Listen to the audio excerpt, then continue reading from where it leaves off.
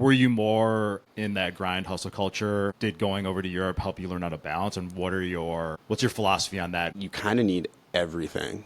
There's times where you just need to hustle. You need to put your head down and just do it and just grind it out. There's stuff that I need to do with my website. I've got great folks helping out with the website, but when you need to add 100 products, write the product descriptions, AI helps a little bit now. But there's just so much work that you need to get done with that. So sometimes you just need to lock yourself away and just do that. So that's the grind hustle. No one else is going to do it for you. Nobody else is going to do it. AI isn't there yet.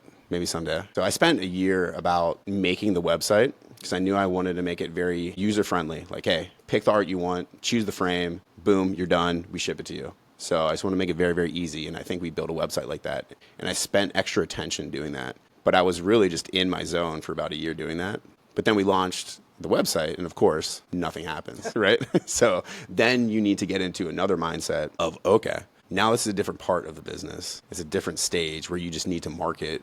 You need to get it out there. And at that point, I was just like hustling, being by myself for a long time. So I was like, now I need to go shake hands with people. Now I need to figure out if we're going to spend money on advertisements. And you need to get it out there. So you just need to be the voice of your company at that point now too. So you need to be a lot of different things. And so honestly, you need both. So that's why... And so I guess sometimes it is kind of the American way, just hustle, hustle, hustle. But a part of that hustle is getting out and meeting people. And I think that's what I got from traveling.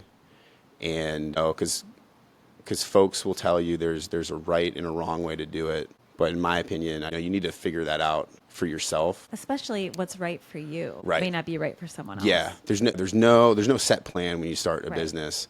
You got to be okay with that. And then when something's not working, just try something completely different. And so that's what the traveling really helped out with my philosophy. And so one thing, I guess, like a specific point about my philosophy of the way I try to run my business is if something isn't working and we're kind of in a rut, I try to do something completely different. And even if it doesn't work, sometimes something spins out of it, which is really, really cool. So you just need to constantly try new things. And I'm constantly floored by cool things happening that you had no idea was going to happen. And I think most entrepreneurs and people that start businesses will probably have that same story of like, I thought my business was going to be this, but it turned out to be this. Because you found out one thing, you're like, okay, now this is our niche. That's what our clients want from us. Let's pivot to that. I always liken entrepreneurship to learning to unlearn and then learning what you don't need, because then something does sprout from that, and then you follow that lead and you decide, do I need this or do I not need it? And that leads you in this other direction. Yeah.